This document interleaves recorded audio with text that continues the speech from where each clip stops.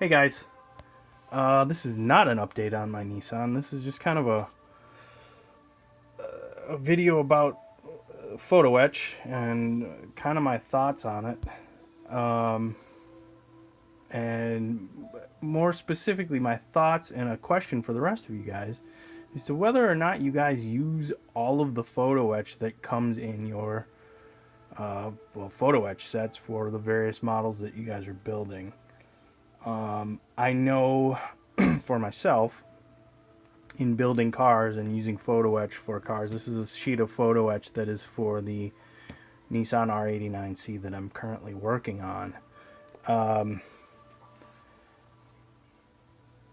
Every single car that I have built that I have used Photo Etch on, I have never used 100% of the Photo Etch. And that's generally because I always come to a point in the build where I could add some Photo Etch, but it becomes a question of, does it add anything to the level of detail on the car, or does it just make my life a little bit more miserable having to deal with a certain piece of Photo Etch? And I have some examples on this sheet of Photo Etch specifically. So first of all, sorry, I'm fumbling on my words. A lot of the Photo Etch on this sheet is really good and really nice. You've got the radiator grills here, here and here, here and here. I'm going to use those. They're going to be simple to put on. They're not going to be a hassle to deal with. They're not, it's a solid piece, so I don't have to worry about glue getting in there and mucking up the detail on the front. It's just a matter of using some CA or even some white glue, gluing it down where I want it, and then it should be good to go. Other pieces here, not so much the case. Looking on my guide for my Photo Etch, these are listed as body side covers. These pieces, this piece here, this piece here. I know I've mentioned it before with Tamiya paint callouts, and always double check as many reference photos as you can, because sometimes those paint callouts aren't correct. In all of the reference photos I've looked at for the R89C, this piece isn't on the car at all. So again, a case of there's stuff on here that I could put it on there, but is it going to make my car inaccurate? Well, in this case it is. Another piece that I've been thinking a lot about whether or not I'm going to use happens to be the rear wing end plates here. Sorry, I just got thrown off by the fact that the color correction on my phone just went weird. These rear wing end plates, in order to use these, number one, I have to cut the end plates off of my rear wing that's already on the plastic. Well, that's not that big of a deal. It would be fairly simple to, or should be fairly simple to just go in there and hack those off and put these other side plates on here. But it becomes a question of, do these add anything to the model if I put them on? And the answer that I keep coming up with is no, they won't.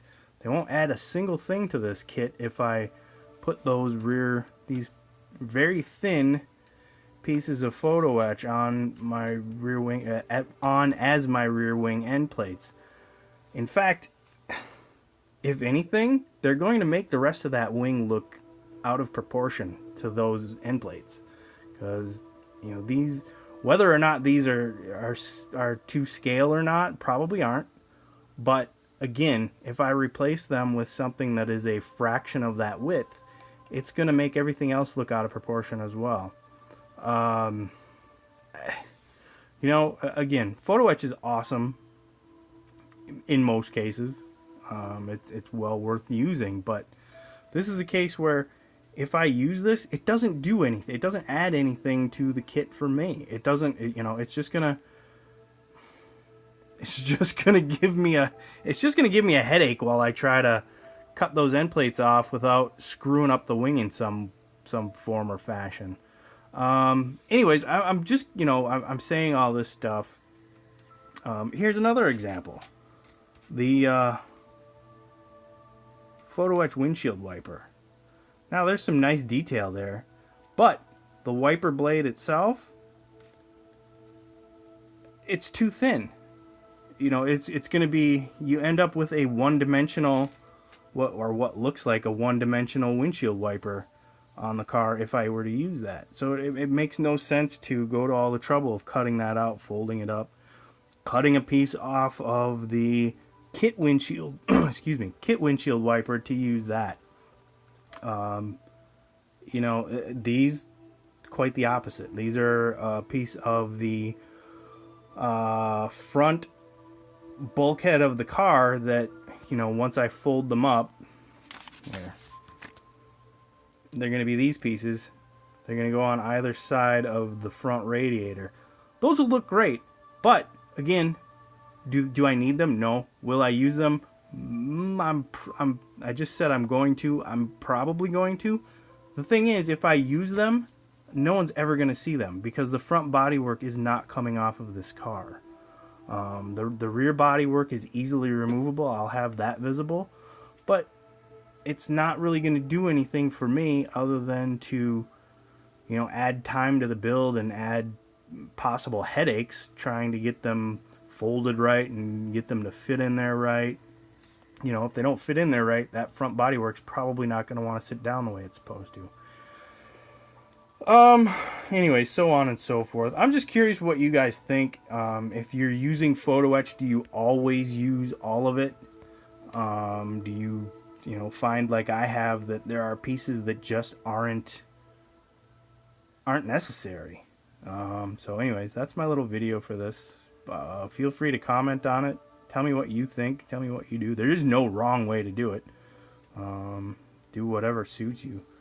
My Porsche 956 up there, the Rothman's car, that I filled with a lot of Photo Etch. And you cannot see 90% of it.